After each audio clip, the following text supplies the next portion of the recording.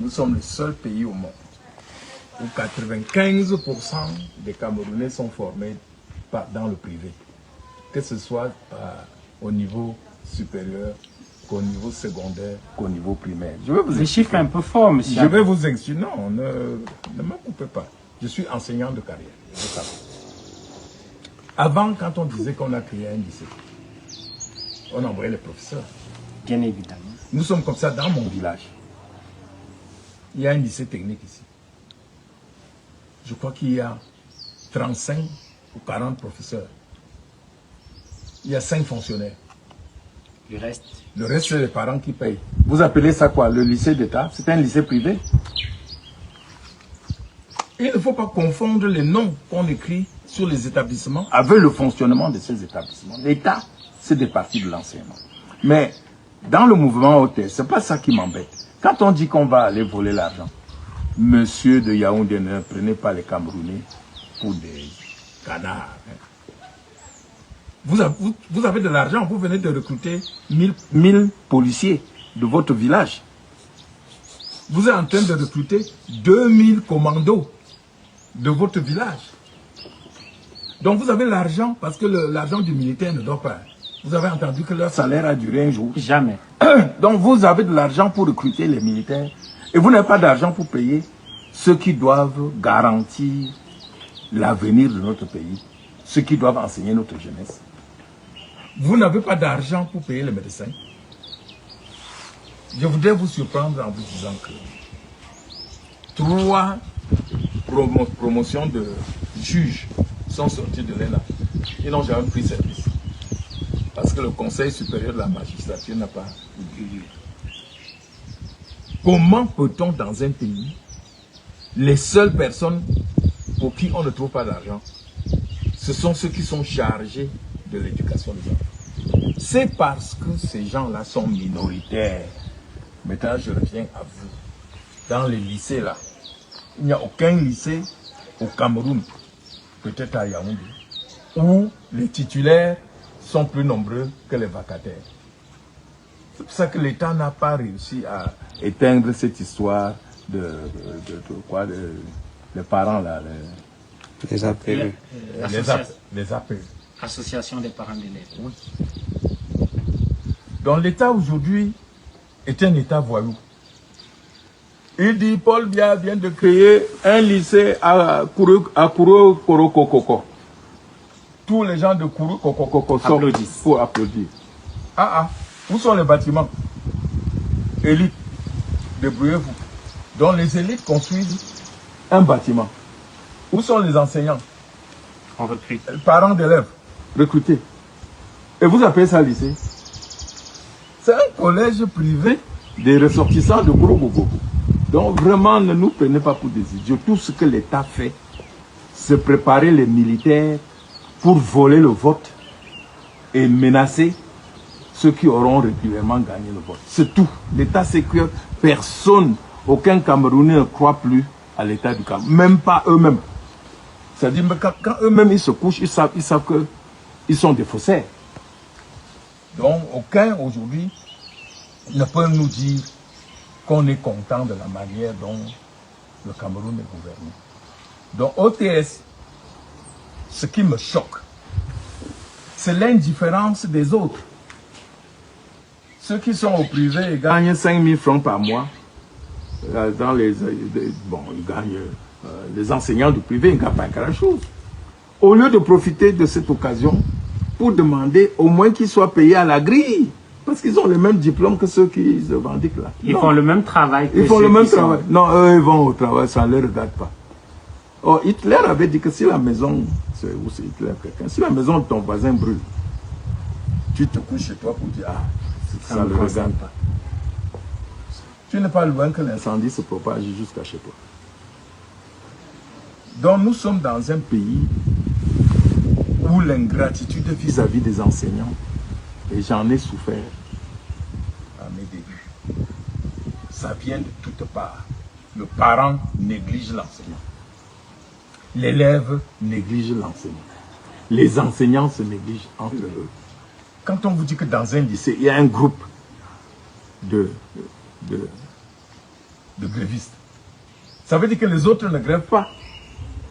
Ils ne se sentent pas concernés. Peut-être leur salaire passe, parce qu'ils ont des petits tuyaux. Mais si vous ne vous mettez pas ensemble pour défendre la profession, si nous, parents, nous n'accompagnons pas les autres pour défendre l'avenir de nos enfants, nous allons. Donc cet individualisme des Camerounais et ce mépris des parents d'élèves qui disent « Ah, j'ai mis mes enfants au privé, ça les regarde. » Mon ami, à la fin, qui corrige les épreuves? C'est pour la plupart les professeurs titulaires. Ce n'est pas les gars du privé. Donc vous avez beau mettre votre enfant là-bas, c'est eux qui vont corriger. Donc si demain les gars disent on ne corrige pas, votre enfant aura fréquenté dans le privé, pour quel but? Donc je dis aux Camerounais, bien fait pour vous. Parfois je dis bien fait pour vous. Parce que quand nous disons aux gens de revendiquer leurs droits, nous n'avons jamais dit d'être rebelles. Nous disons à chacun de revendiquer son droit. Le gars croit que ce droit-là, c'est pour nous augmenter quelque chose. Non. Nous sommes des éducateurs politiques et on dit aux Camerounais, tant qu'on te bat et tu ne cries pas, l'oppresseur va même te tuer. Il faut au moins crier. Peut-être que tu vas effrayer le bourreau et il va te laisser tranquille. Nous sommes dans un pays où tout se tente. Il y a un phénomène là dehors maintenant, vous attendez, tout le monde dit Frambia va remplacer son père. Oh, bon.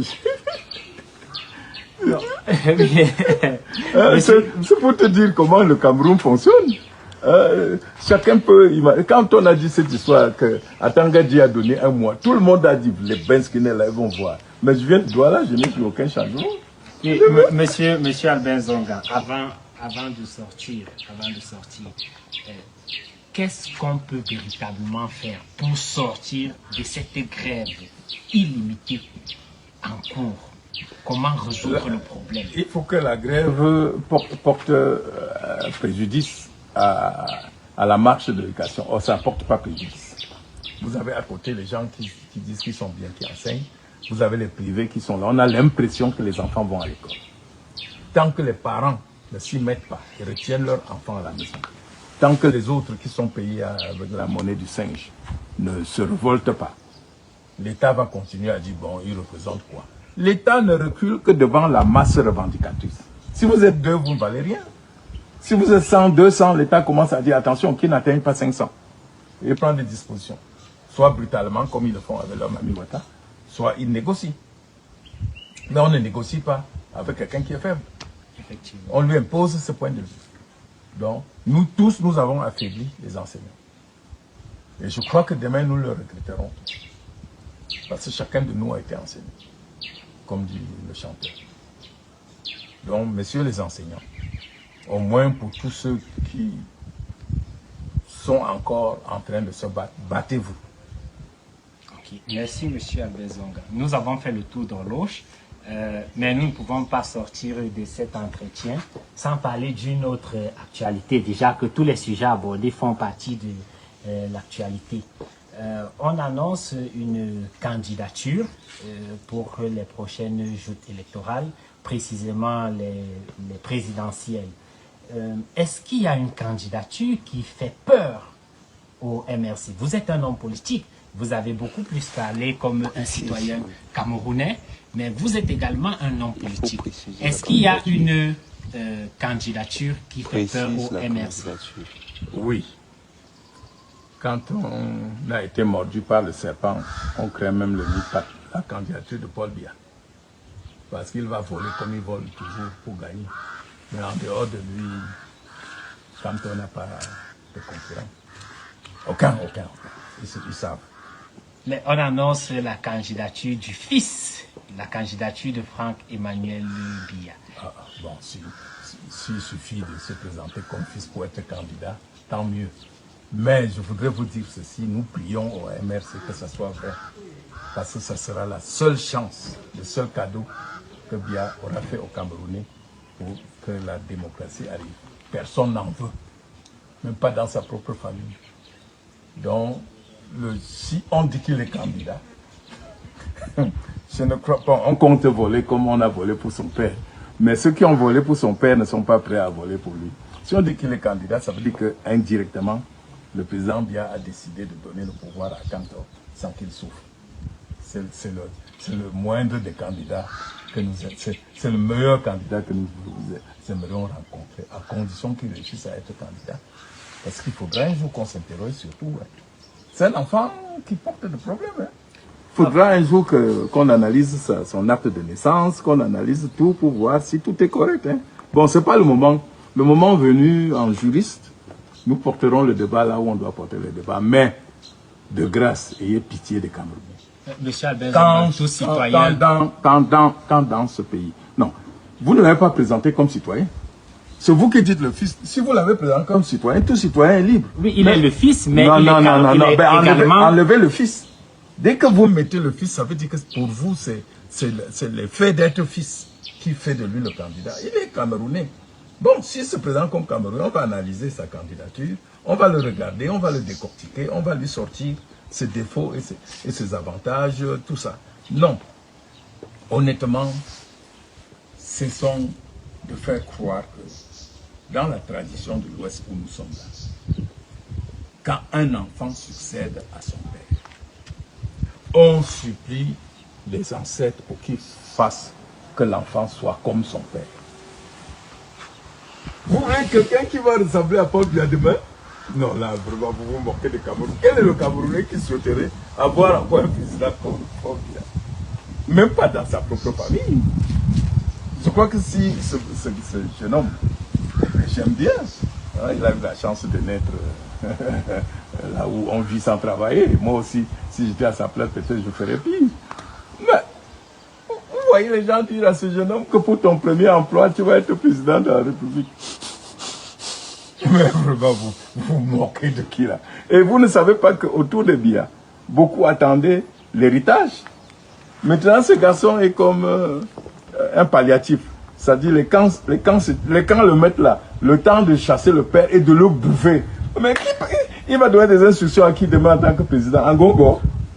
À Moutaze, son frère? Ah, vous parlez de quoi là? Qu'il va se tenir où? Sur quelle référence?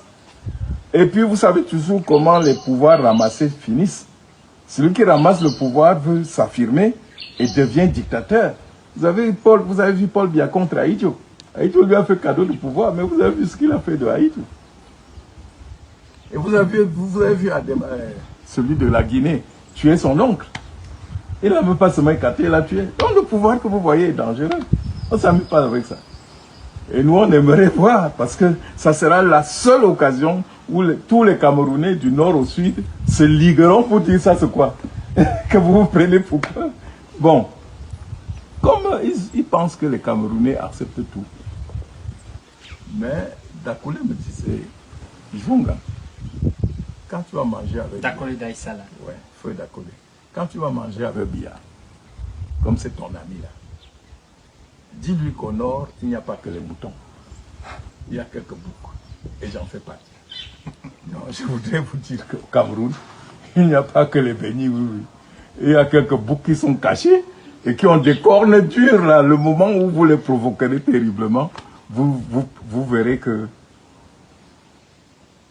c'était un cours d'eau calme, mais pas un cours d'eau peu profond.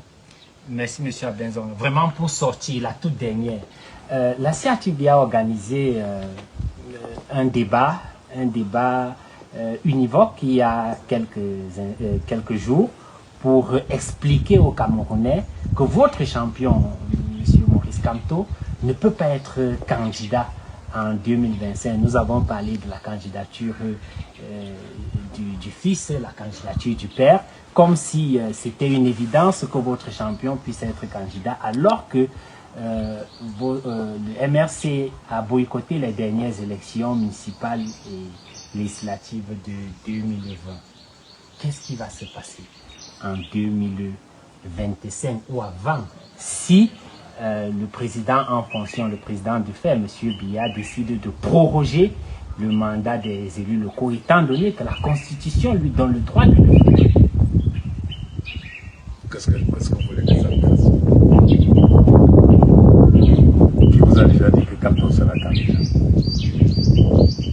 S'ils ont peur de quelqu'un n'a pas déclaré sa candidature, c'est qu'on se retrouve dans la situation du Sénégal, où rien que le nom de Sonko fait trembler. Ben, je suis content d'apprendre qu'il ne dorme pas à cause de Canton. Pourquoi vous vous préoccupez de nous? Lancez les élections présidentielles et dites les conditions qu'il faut remplir pour être candidat à l'élection présidentielle. Voyez si nous remplissons les conditions. Où est votre problème? Pourquoi vous voulez juger de nos moyens? Nous gardons nos moyens pour nous. Mais M. Abenzonga, ce n'est pas la réponse à la question qui revient tous les jours dans le Pourquoi? débat. Pourquoi je voudrais... Mais écoutez, monsieur, quand tu es un juriste, moi je suis un législateur, nous on sait ce que c'est que la loi. Et on sait que pour participer à une élection, il y a des conditions à remplir. Si à la fin nous ne remplissons pas les conditions, nous ne sommes pas candidats. Mais si nous remplissons les conditions, nous serons candidats. Pourquoi les autres se préoccupent de nous? Est-ce qu'eux-mêmes ils vont remplir les conditions? Tu penses qu'ils vont remplir les conditions? Ils pensent que leurs conditions, c'est le forcing qu'ils font tout le temps. Écoutez, le soleil s'est déjà levé au Cameroun. Et il n'y a rien, on n'attrape pas un cours d'eau. Le MRC est un cours d'eau. Et le chef, le pilote qu'il mettra devant lui, va amener le Cameroun vers des horizons. Merci, M. Abenzonga. Alors, chers internautes, merci d'avoir pris votre temps pour suivre ce direct. Quand bien même nous allons mettre un terme à cette interview que nous a accordé l'honorable, le notable, le conseiller spécial, M. Abenzonga, à son domicile ici à Bawan, où il fait très beau, sur les montagnes, sur les collines. Continuez à le partager. Il faudrait que les Camerounais puissent être édifiés sur tous les sujets que nous avons abordés. Donc, partagez dans vos groupes WhatsApp, sur vos pages Facebook, et nous allons ainsi sortir de ce direct. Un dernier mot, M. Abenzonga. Non, je voudrais ici féliciter nos martyrs. Je voudrais dire à ceux qui n'ont pas la possibilité de nous suivre parce qu'ils sont en prison, à mon ami Alain Fouguin, à Bipou, et surtout à la dernière victime des barbaries du pouvoir, notre frère dont on vient de tuer la femme, Zamboué. Je voudrais dire donc à tous ceux qui sont encore en prison que l'école, la meilleure école de la résistance, c'est la prison. Et que nous souhaitons même que l'IA continue à nous mettre en prison parce que nous avons constaté que quand nos gars sortent de prison, ils sont encore plus formés, plus décidés. Je voudrais vous dire, la nation reconnaissante vous portera en triomphe le moment venu. Luttons pour donner une chance de transformation à notre pays. Restons attachés à notre devise, le changement dans la paix. Et par les yeux. Et par les yeux. Ne comptons sur personne, comptons sur nous-mêmes.